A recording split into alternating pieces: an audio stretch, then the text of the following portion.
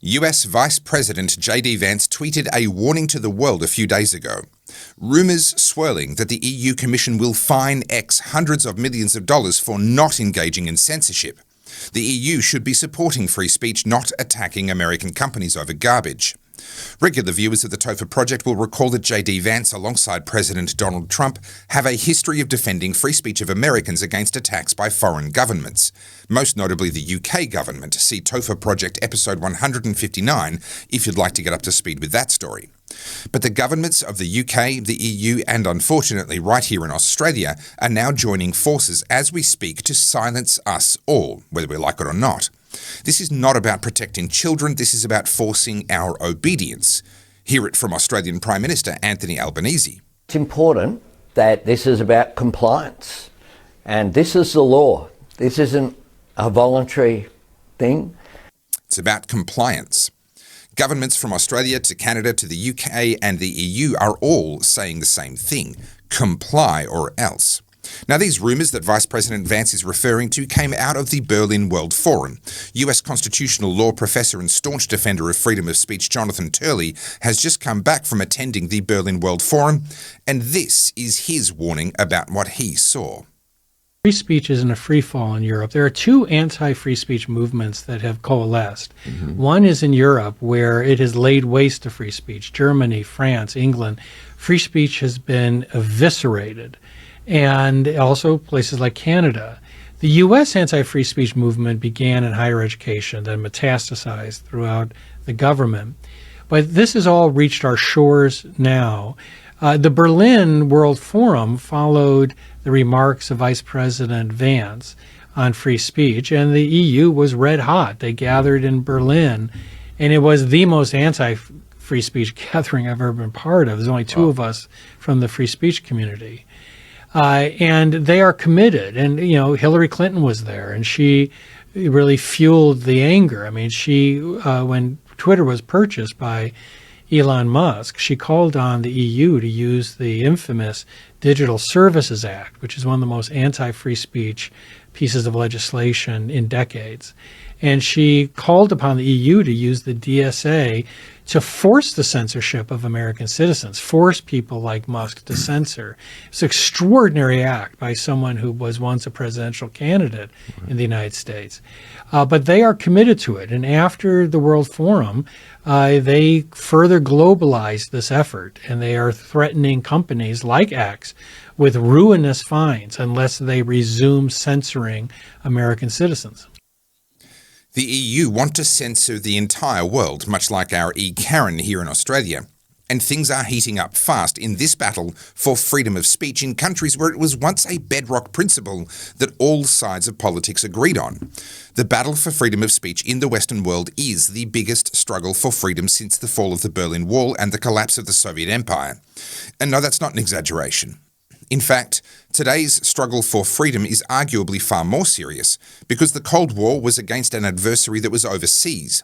But our struggle for freedom of speech and for freedom more generally, well, that's a fight against our own governments. But there is a third force in this fight. It's not just the US government versus the rest.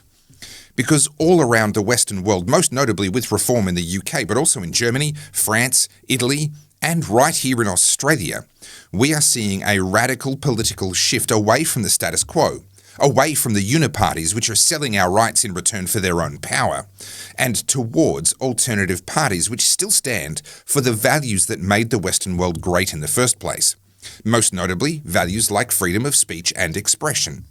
And it's this third force, us, rising, that is forcing the censors to rush. Here in Australia, they're bringing in ID laws for social media. In the UK, Keir Starmer is rushing his digital ID, saying explicitly that he will push that through before the next UK election. In the EU, they're pushing for the Digital Services Act to be a global censorship regime as soon as possible. These people know that we, the people, are rising worldwide, and they're trying to put in place a new Iron Curtain, a totalitarian censorship regime, and do it before we can organise and put these censors and petty tyrants in their place. But we, the people, are not alone. We have a Trump card, literally, and recent remarks from the US Undersecretary of State for Diplomacy Sarah Rogers makes it crystal clear that this is a fight that the Trump administration is up for. We'll get to the details and what's likely to happen next in just a moment. But first, my name's Topher Field. This is the Topher Project, and I help busy people like you to cut through the crap, make sense of the nonsense, and keep up with the world as it changes around us. I'm not here to parrot the latest talking points or jump on the latest viral trend and tell you all about what's happened. I'm here to slow down and help you make sense of it. You can help me to keep the Topher Project going by buying me a coffee via the button at topherfield.com, and while you're there, take a moment to check out the new website. You'll find my multi-award-winning documentary available to you to watch completely free of charge at the documentary tab. And you'll find my 2 best-selling books, as well as my t-shirts, caps, hoodies, and stickers at the shop tab. And everything you buy is going to help me to keep the Topher Project going so I can bring you stories like this one. Now, let's have a listen to what Undersecretary of State Sarah Rogers had to say about the issue of free speech and how the US government views threats to free speech from foreign governments.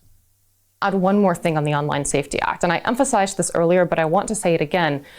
It's misguided and unfortunate to apply that law in Britain, but applying that law extraterritorially, which means applying it to speech that has nothing to do with Britain, does not occur in Britain, is on American platforms by American users on American political issues, purporting to censor Americans in America is a deal breaker. It is a non-starter. It is a red line.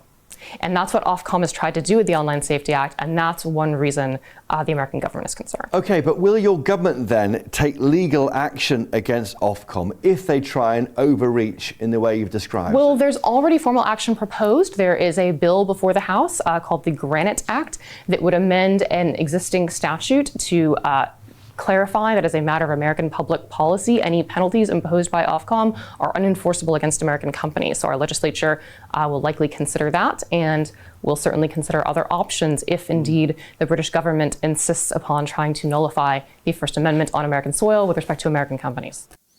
A red line, looking at other options.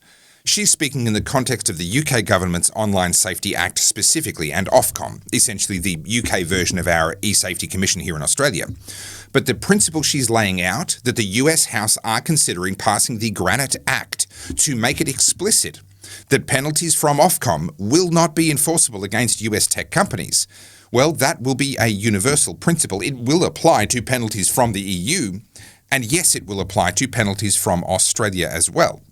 Now, details on how this would work are somewhat scarce. Some, like this ex-account, are claiming that companies will be able to counter-sue the EU or other governments. I find that unlikely. More likely is that the EU will simply meet a brick wall when trying to enforce their penalties against US companies. But there is a catch. These tech giants, well, they are US companies. For example, Meta, which owns Facebook and Instagram, as well as Alphabet, which owns Google and YouTube. Well, they're all Delaware-registered corporations. But in order to operate in the EU, they have to have a corporation registered there. And it's those EU-registered subsidiaries that the EU will target. Not the US parent company, but that registered subsidiary inside their jurisdiction. The same's true in Australia. These companies all have to be registered with the Australian Securities Investment Commission, with registered local agents in order to do business here. And it's these subsidiaries that will be targeted, much like what happened in Brazil after Elon Musk took over X, and X refused to censor things that the Brazilian government wanted censored. And the Brazilian government went after the local X employees inside Brazil. But that's where the Trump factor is going to come in when it comes to these laws like the Granite Act. For better or for worse, Donald Trump has shown himself to be willing to use tariffs and trade policy as leverage to protect American interests. Now, I first flagged this back in April, in the first few months of the new Trump administration.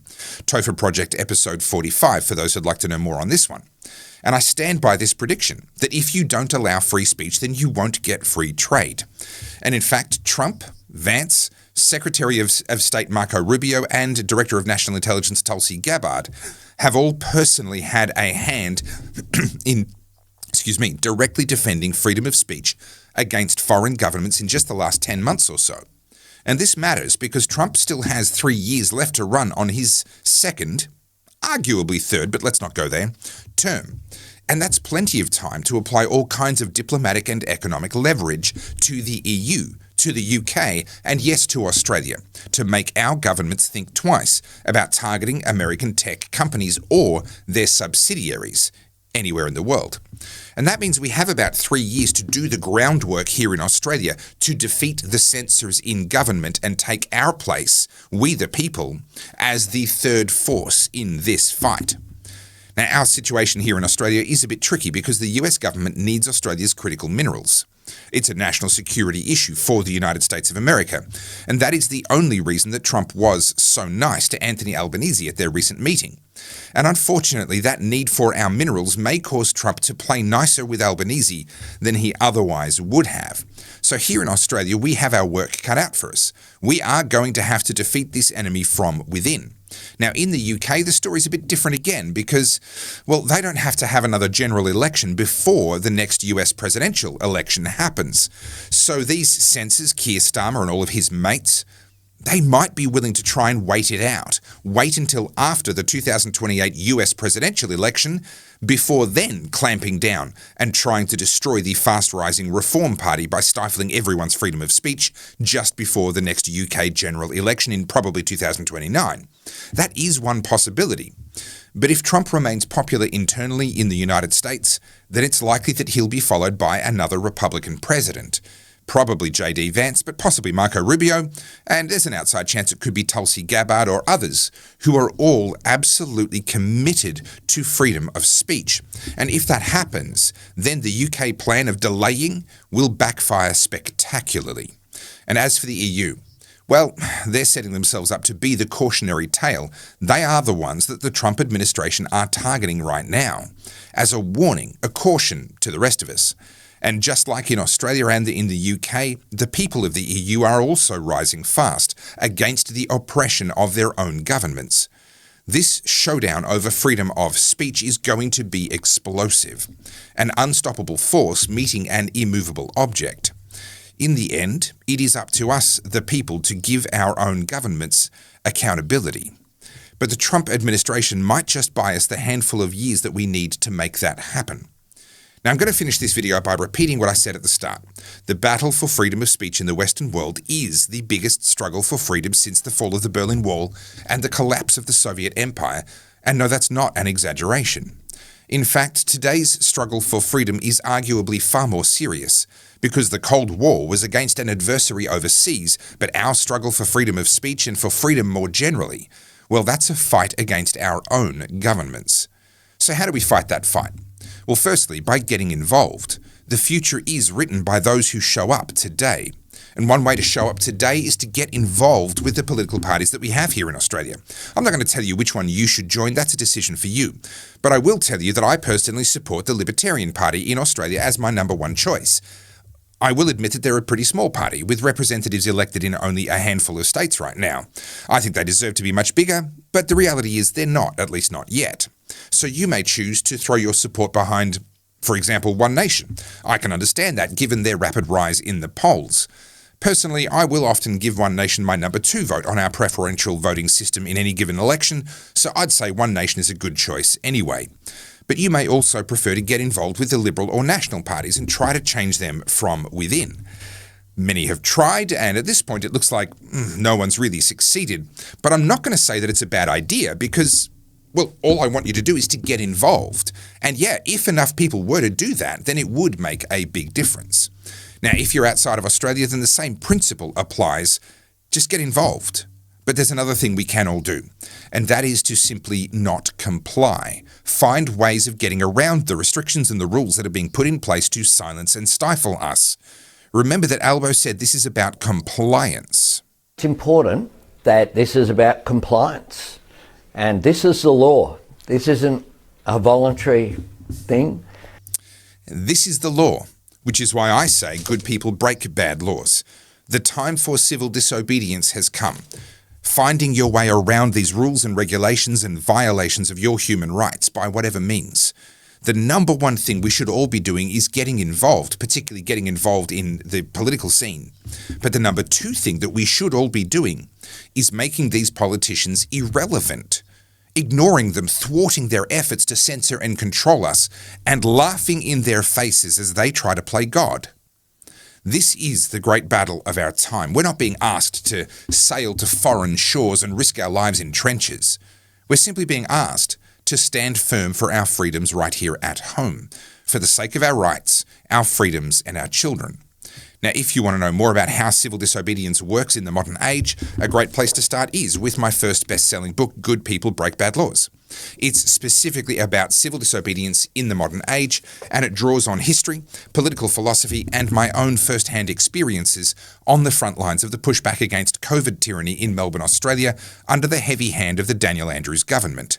You'll find that book, along with my second best-selling book, plus the DVD of my documentary Battleground Melbourne, and also you'll find my t-shirts and hoodies in a range of designs, including my original, and still awesome, Good People Break Bad Laws design, plus caps and stickers and other designs, all available at topherfield.com. Excuse me. And everything you buy will help me to keep the Topher Project going. Thank you for watching all the way to the end. If you found this insightful, please pass it on. Check the description for links to the past episodes of the Topher Project that I've mentioned, all about Trump using diplomacy and tariffs to defend freedom of speech over the last year or so. And please remember to like, comment, subscribe, and as always, think free.